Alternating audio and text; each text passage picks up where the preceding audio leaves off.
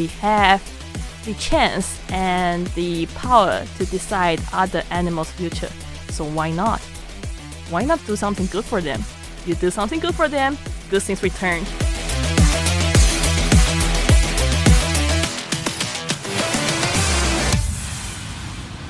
Spend the next 20 minutes feeding your brain with Formosa Fauna so you can learn all about the animal kingdom and become smarter than all of your friends. Every Friday is Formosa Fauna Friday.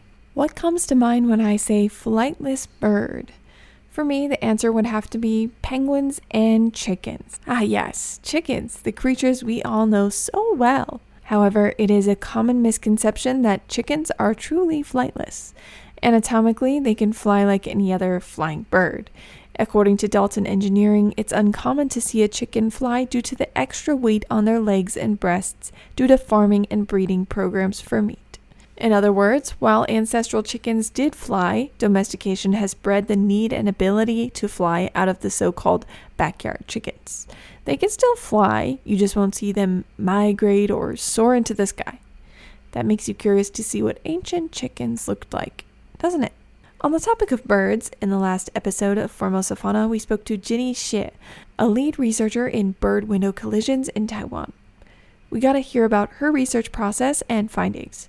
Today we're getting to know where Ginny's passion for animals came from, and we're taking a deeper look at the proposed solutions.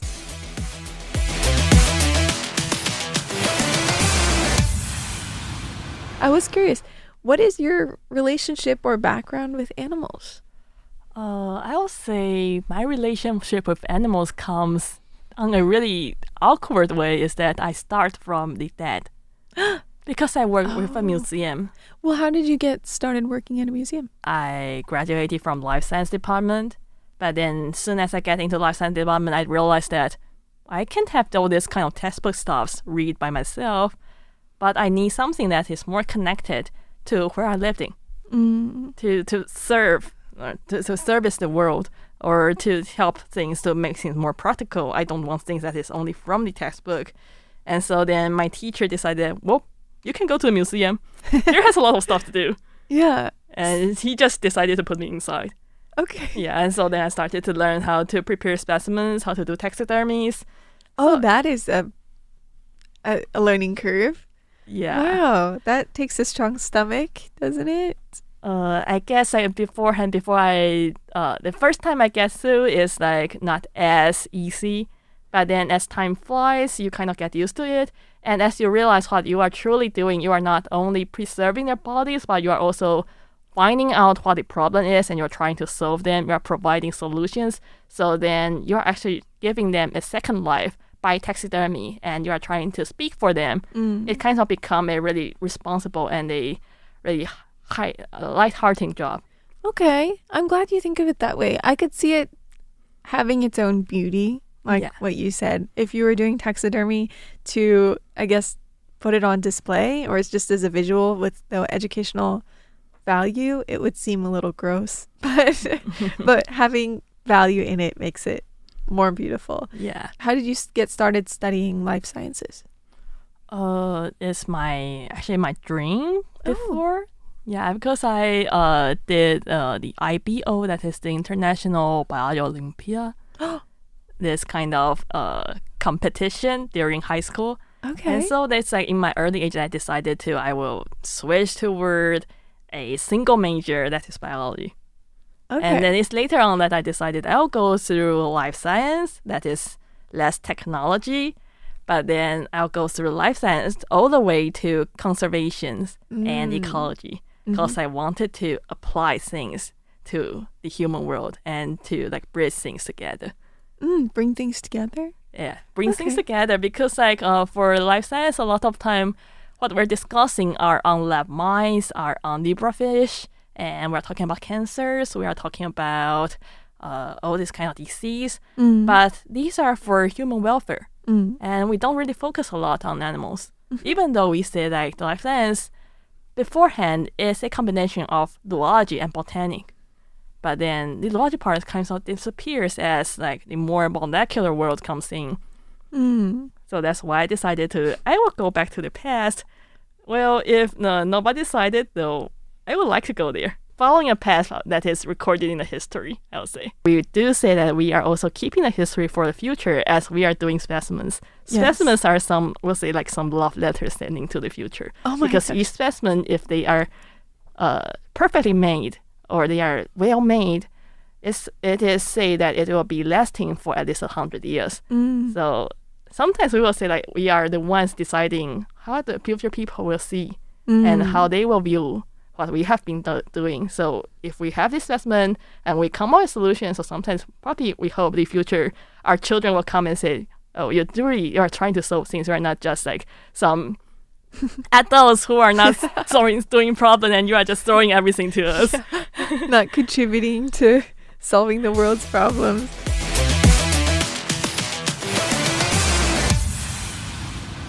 Did you not grow up with any pets or anything? I do have pets before. Oh, you did? Okay. So did you feel like you developed a love for animals or respect for animals from a young age? Yeah, I think that from having a pet and the way, because my parents, they grew up in a farm and my father grew up in farm. My mother is grew up near like she is from a fishing family. So then we have this young age we're taught to respect the animals, even though definitely we're going to eat it or something, we should pay the respect. And we try to observe the animal's behavior, so it's not like stepping too much and pretending it's another human, but then we try to respect their own ways of life. Oh, I relate to that. My dad grew up on a farm as well, and he definitely has a very high respect level for animals, and he also taught me how to care for and interact with animals. I remember he took me fishing and he would just put the fish in a bucket and then just put them back. Yeah, it's just like take what you need. Yeah, exactly. And not too much, not exceed. Right. What pets did you grow up with? There were birds. Oh. And there were insects, there were fish, and like the betta fish. So betta fish is the one that have been through with me for 10 years or more, because from betta fish, I actually have this early encounter with conservation biology, though I'm not knowing that before. Oh, really? Yeah. How so? Because like in my elementary school, I got those pairs of betta fish, and my teacher just told me that try to breed them. Oh. Find a way to breed them and to grow their populations. And for us kids, we just like, oh, so teacher gave a test. It's a interesting homework. Try to find out. In elementary school? Yes. Oh, that is? And so we classmates together, we try to dig ponds. We try to figure out what kind of food will be more suitable for their babies, how they could bred even faster or with a higher survival rates of their young little fishies. And then later on is when we grew up, that we saw recordings that the fish we bred are sent to the rehabilitation centers and then later released to the wild to sustain the population. Oh, were they? Yeah. Oh, wow, that's so we're meaningful. not known before, and the teacher just said, try to feed them. So, wow, the actual fish that you bred. Now they so should be thriving somewhere. Oh my gosh, that's what an excellent teacher. Yeah. Really following through there with the education. That's amazing. Where was this school that you went to? In Taoyuan. Oh, in Taoyuan. Yeah. So there is this like a native betta fish which was in a serious problem before like 10 years or 15 years before, when people are using too much pesticide in their farms. And like people are shutting down their ponds, so this has been a survival issue for those betta fish. And then they are the final pairs. There are about 10 to 15 pairs sent to different elementary schools and high schools for them to decide how are you going to breed them and how you're going to grow the populations. Wow. And what an excellent project to have. Yeah. My goodness. Though we don't know by then. I would have been so nervous too if I had to handle that and had to figure it out. But it's a protected species and you'd feel like, oh, I don't want to. It will be highly stressed, but then it's like also good that we don't know before. Maybe it is good. Wow. In my elementary school in the US, we hatched little chicks from eggs, and we had to put them in incubators. And then I remember, because chicken is widely eaten in the US, but we got to see and grow and raise these little chicks and hold them on our hands. Afterwards, I think there was at least a few months where none of us would touch chicken nuggets. We couldn't. Yeah, they said that they ended up sending the chickens once they got larger to a farm where they would just run around freely, but not quite as meaningful as the betta fish.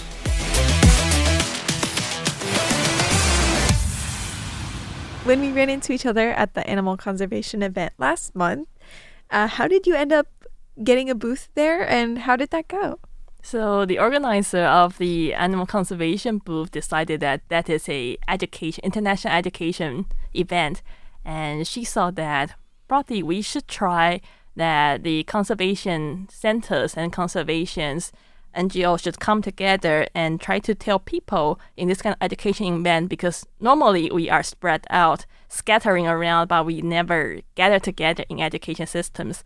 So this should be a chance that we can talk to a different group of people, the teachers, the children's, and also families, to tell them more about conservation issues, but not trying to scare them, but to plant the seedlings inside their heart. Do you feel like it went well? I think it goes better than expected. Okay. Beforehand, we saw that teachers and our children's going to pay attention to those serious problems, or they are just going to run around and not listening. Yeah, but I think the children I saw the day that I was there were pretty serious about it. Yeah. I saw a kid dressed up as a pangolin.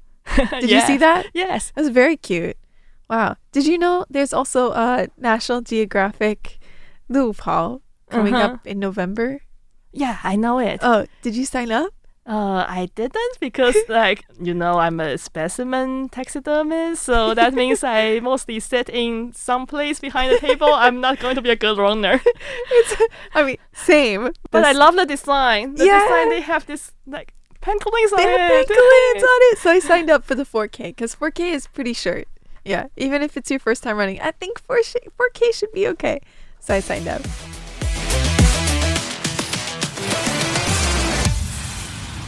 Is your research topic something that you think listeners in Taiwan should care about? Yeah, of course. And why so? Because it's a conservation problem, and actually I think people should care about this because it's just something happening around us, and you can solve it in a really simple way. It's just that you try to change your mind. So if you put the dots or you put things on the windows to make the space smaller than an easy car, that means the swing host white eye, it couldn't pass through. Mm-hmm. And so logically, it wouldn't come by, and then, you have a safe window. So we do have people saying that when birds colliding on it, they leave traces. And sometimes these traces are like blood prints or blood smears, which sad. cause a big problem on cleaning. Oh, really? Yeah, because if you have a glass windows that is 3 floors or 4 floors, you have to have people as Spider-Man to go up and clean it. Spider-Man. Yeah, so why not stop it at the beginning? You don't have to hire Spider-Man. It is expensive to have somebody on. They have something that comes down from the roof that they have to hook onto the roof, and they have to come down like that. That's expensive because it's really expensive. It's a dangerous job, and you have to pay them well to do it. So it might be cheaper in the long run to just stick some stickers on your windows. Yeah. And I'm sure they print them out as patterns too. There are different kind of I think it's almost UV protective, what are those called? Films that people put over windows in their cars and everything. I'm sure they sell them like that. Yes, they are this kind of film, and you just get it in any stores. If you don't want to stick it sticker by sticker, that you don't want to do DIY, you just buy a film. Just make sure that the patterns is small enough. Of all of the important issues that we deal with when it comes to animal conservation, honestly, this seems like one of the easier fixes. Yes, I will say, compared to the solutions to roadkill, to rodent toxic or this kind of things, but I think bird no collision is the easiest one. And I'll say it's the most cost-effective one, I'll say. Yeah. With roadkill, I read that in California, they're building these large bridges that cover, I think, 12 lanes of traffic. And they're covering it in native plants and grasses and everything to encourage the animals to cross that way. Yeah, they have to build a whole bridge to reconnect everything. Billions of dollars spent. Billions. And that is only one bridge. Yeah, the animals aren't really guaranteed to definitely use it, you know? Yeah. So it's definitely not cost effective and not even guaranteed to work. So when you compare it to a solution like this, it's almost mind-blowing. Yeah. You just change your mind, and if you would like to give up a little bit of skins, you can still have the skin photographed. If you put your cell phone or put your camera closer to the glass, you won't have those patterns in your photographs. Oh, right. Yeah. So you absolutely. don't have to give out a lot of things, but it's just that you have to get used to seeing the dots, seeing the patterns. Which once you see it all together does not look bad. Yeah, a decoration of your life. Yeah. Yeah. And what would look bad though is a bird smashing into your window and leaving blood streaks. Yeah. And also the sound is like terrifying. And the visual of it, and it does ruin the mood for sure. Yeah. Any animal lover would not be having a good day when they see that or witness that or hear that. And if you don't know this issue before, now you know it as you are hearing this program. Yeah. Do you think people should feel the sense of responsibility that they should make sure that where they are is friendly, coherent eco-friendly? and friendly? Yeah. Yeah. Do you think people should feel that sense of responsibility? I think they should. Is that because now we said like it's not to try to let people feel guilty, but it's a truth that people now we are the most dominating species here on Earth, and we have the chance and the power to decide other animals' future. So why not? Why not do something good for them? You do something good for them, good things returned. Yeah. Karma. Build good karma points. No, I definitely agree with that. That was well said. What about listeners overseas? Do you think people should care about that overseas? I think for overseas people, they should too, because bird collision is a global issue. It's not like local issues only here in Taiwan. It's just that Taiwan has just started their research. For places who haven't started their research, they can truly try to start their versions. For places that have already have this kind of research, check your windows.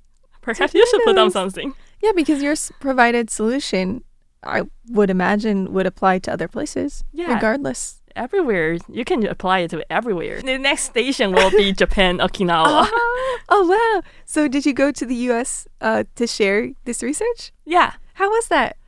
I kind of feel like we have more people knowing about this issue, and then people are really surprised that we have a raptor as a colliding victims in the top 3, which is not normally seen in the US, and people are kind of find interesting. And we just decided that I've discussed with some people, and we think that this topic can even go further. As Asian, we would say it's just like a whole new world to the bird collision research field.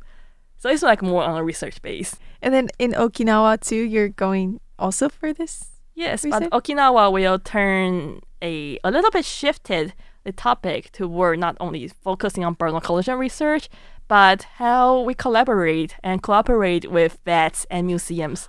Oh. Yeah, so it's talking about preservations and unlocking the unheard or unseen truth below the skins and feathers of the birds. Will you continue researching this topic? And if so, what other directions can you take it? If I have this chance to continue the research, because truly, as Tristan, you just mentioned about the United States things, I'm truly thinking about having a PhD study there in United States. Ooh. And so if there's a chance for me to go there to continue studying on bird collisions, there truly are more problems I found from my past master research. And I think like the most interesting problem that I would like to try to see through is that whether bird collisions, if bird collision is truly selecting like tens of millions, hundreds of millions of birds per year, it should be a strong evolution force. Thank you so much, Ginny. It was very insightful getting to hear all about your research. If you have anything to share as a listener, you can email that to tristan@rti.org.tw or send a letter to our number 55 Bayan Road address in Taipei, Taiwan.